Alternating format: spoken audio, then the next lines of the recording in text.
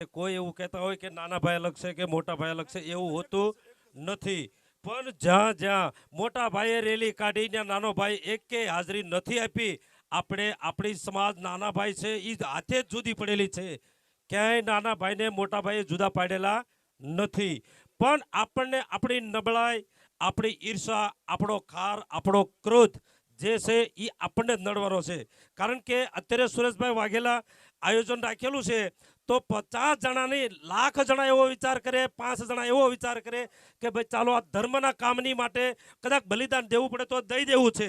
અને 500 લોકો એવા વિચાર કરે કે સુરેશભાઈ વાઘેલા છે એ લોકો એને કાંઈ પણ સ્વાર્થ છે એટલા માટે એ કરે છે, ને એની એકતા બતાવવા માટે, આગળ આવવા માટે, જેમ હાર્દિક પટેલે મોકાનો પટેલ સમાજનો ફાયદો ઉઠાવીને એકલો રાજકારણમાં જતો રહ્યો એવી રીતે સુરેશભાઈ કરવા માંગે છે।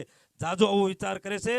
પણ મારી સર્વનાથને હાથ જોડીને નમ્ર વિનંતી કરું છું કે આપણી સમાજને, આપણી બેન દીકરી માટે, આપણા ધર્મ માટે જો આપણે એકતા નહીં બતાવીએ અને એકતા કરીને એની સામે જો નહીં લડીએ તો કાળા કોટવાળા નહીં પણ નાના એવડા ગામના નાના એવડા છોકરાઓ આપણી મંત્રી જાય ભાઈ, વાર નહીં લાગે।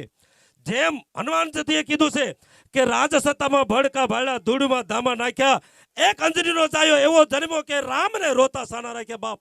એની જેમ આ એક માણસ અત્યારે છે એ આપણી સમાજ નહીં, આપણા ધર્મનું એક રક્ષણ કરવા માટે જાગ્યા છે।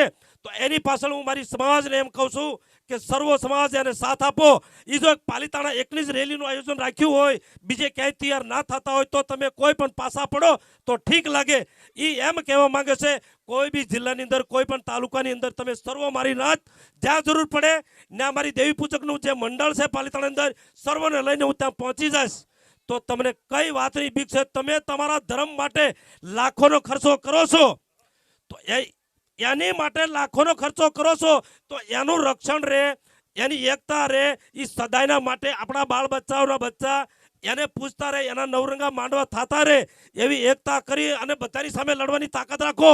અને સતાય તમને વિશ્વાસ ના આવતો 2000 માણસ મારી સાથે આવો, ભાવનગર કલેક્ટર ઓફિસે જઈ અને જો કલેક્ટરને 1 સેકન્ડ ખુરશી પર બેવા દઉં તો માનજો હું મારા બાપના પેટનો નહીં પણ એકતા